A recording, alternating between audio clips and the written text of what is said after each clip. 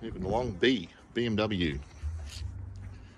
This is the R1100S from 1999. They actually, later series, did a one-make race series, the Boxer Cup, which you can buy street versions for, but they have a really, well, a colour scheme that is in the eye of the taste, is in the eye of the beholder. Not quite sure what they're thinking. Maybe some of the engineers have been on the sniffing the fumes a bit.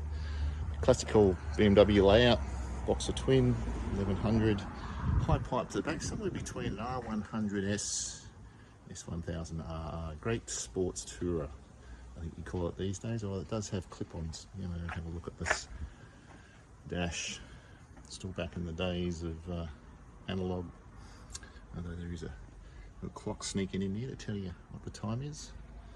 A little bit more useful than what you see these days with outside air temperatures, really, people.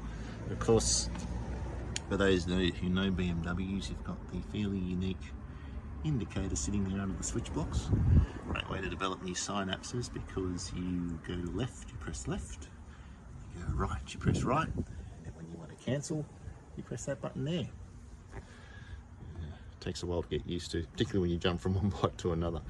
But the other really interesting with this bike is it runs the Telelever suspension at the front, which you can't quite see, but the spring is in here. This is the tensioner on the spring. The other really interesting thing is the fuel tank sits down in here. So the fuel tank's down the bottom. Mass centralisation. This bike is one of the few bikes in the collection that actually has a name. It's called Christine, after the Stephen King movie, because it tries to kill me every time I ride it. I'm sure it's user error. But anyway, there you go.